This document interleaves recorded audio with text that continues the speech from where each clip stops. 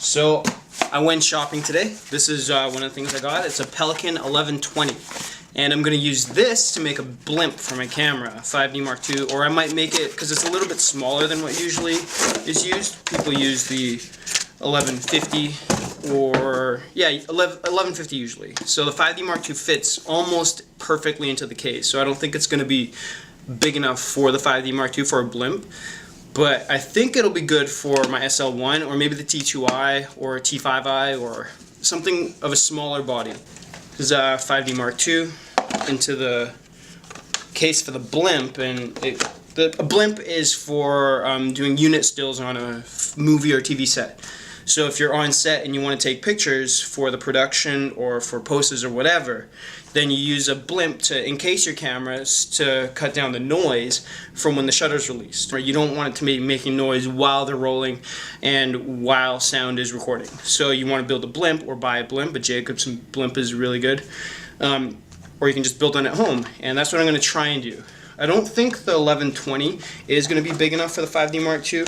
It fits fine, and the depth is almost just alright, except for that when it comes to cutting the hole for my lens, I don't think it's going to be high enough on the Pelican case that I'm going to be able to get the tube at the right level. So I think the 1120 is going to be too small for the 5D Mark II, but we never know. This is what it looks like with the SL1. So with the SL1 I can probably get the lens centered on the 1120 case.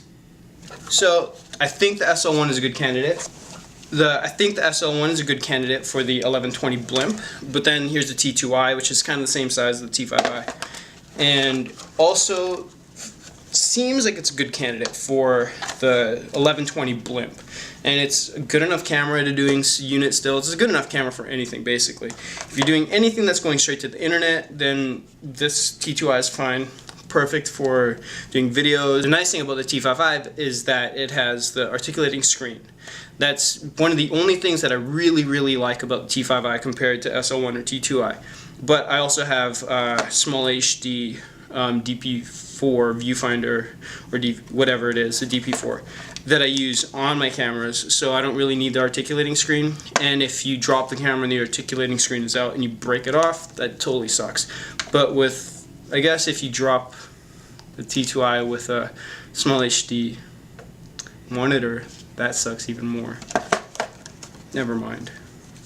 Buy whatever you want. T2i is more than enough for shooting a YouTube video, for shooting music videos for yourself, or anything that you want to shoot. The T2i is fine, and there's a little bit different. The T2i, yeah. So the next thing that I bought today was this pair of pants. And these are like old military pants, I'm guessing. Oh no, they're hunting pants. That's what they are. They're hunting pants. They're SCHILLING OHG, whatever they are, REICHARTSHAOSEN. From the research that I've done, they're hunting pants. I already own a pair. These are a size large, or at least they fit bigger than my other pants. The ones that I have are medium, and the waist was a little bit tighter. But the length is the same. They're wool, they're super warm, they're super comfortable. They're a little bit itchy if that bothers you. But I really enjoy these pants. I think I'm going to use them a lot going up to the mountain, or going up to go hiking, or just in the fall here in Vancouver. But it's, I don't know, these are nice. I like them a lot. I wore my other pair of pants tons. So the next thing I got was this parka. This is a desert night camo, from what I remember. Parka night camouflage desert. So yeah, it's pretty nice. I don't know. I like the pattern a lot. I like the cut. It's supposed to go over another jacket, and it's supposed to button into the other jacket. And these pockets are supposed to go into the pockets of the jacket that goes under.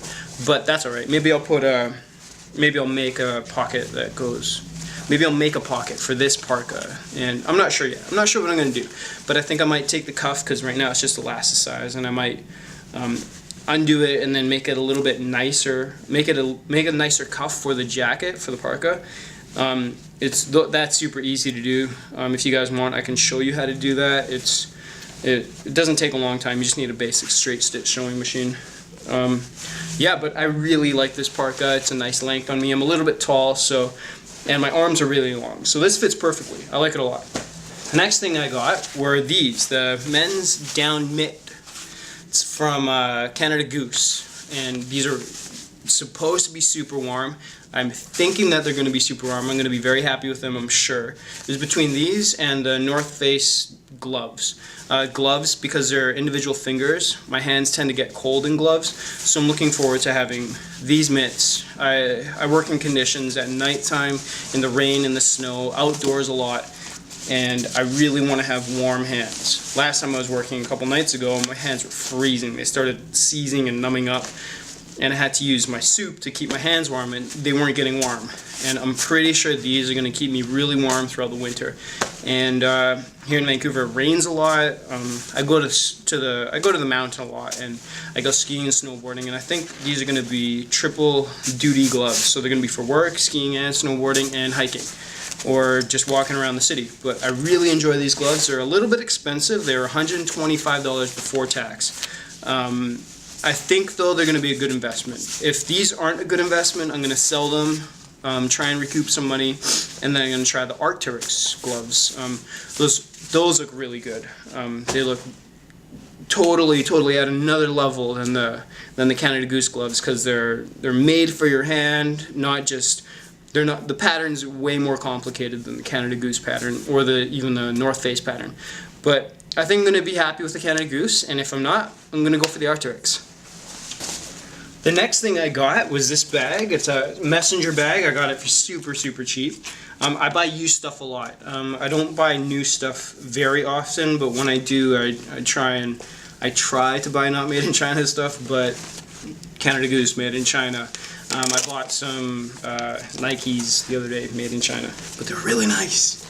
But I try to buy stuff made in Canada, made in the United States, hecho en Mexico, something that's really close to home or closer to home that will help to spread the dollar closer to where we live, to help, I don't know, to help keep our economy going.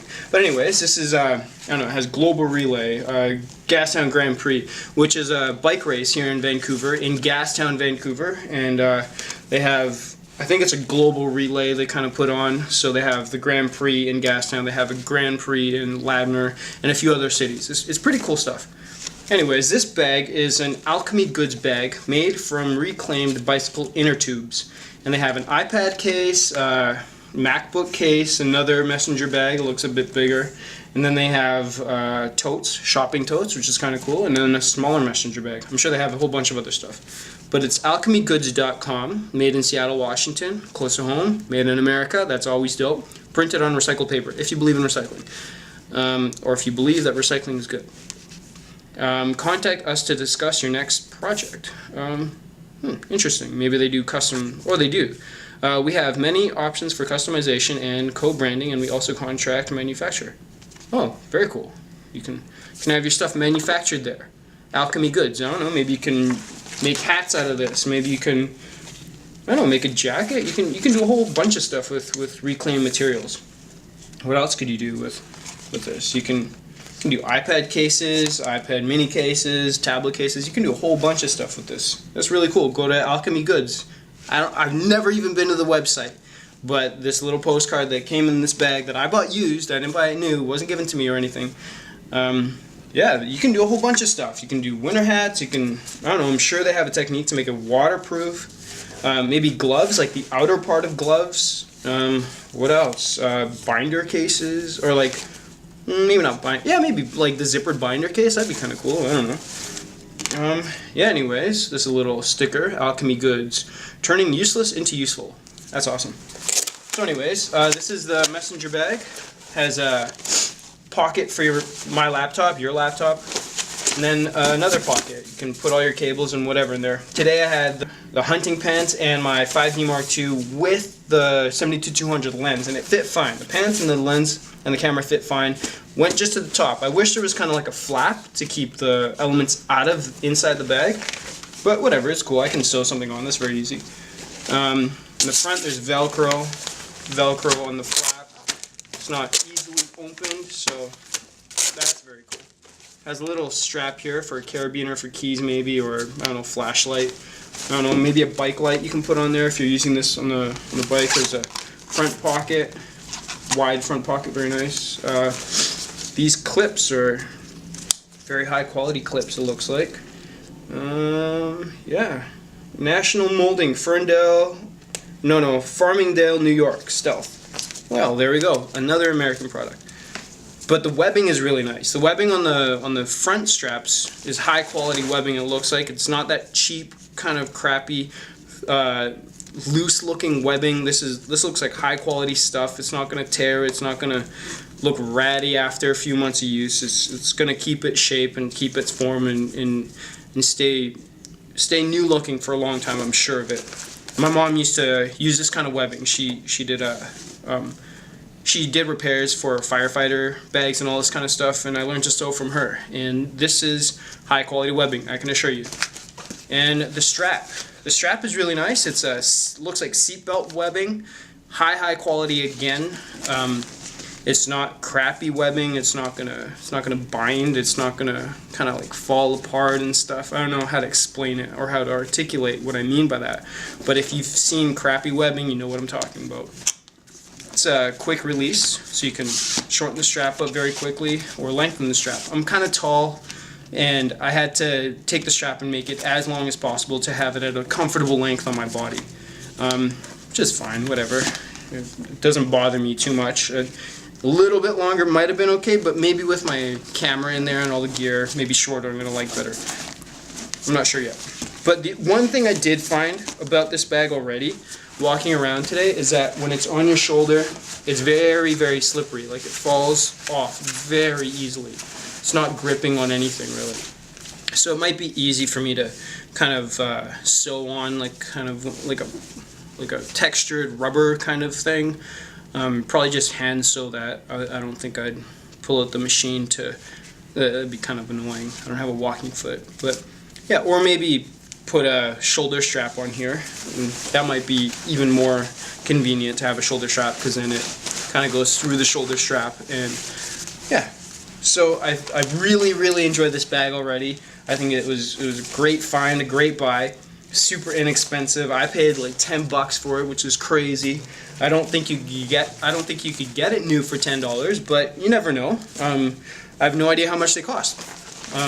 Yeah, so that's what I got today, and I will show you how the gloves turn out, and then yeah, maybe if I alter the parka, I'll show you what I did. But yeah, thank you for watching.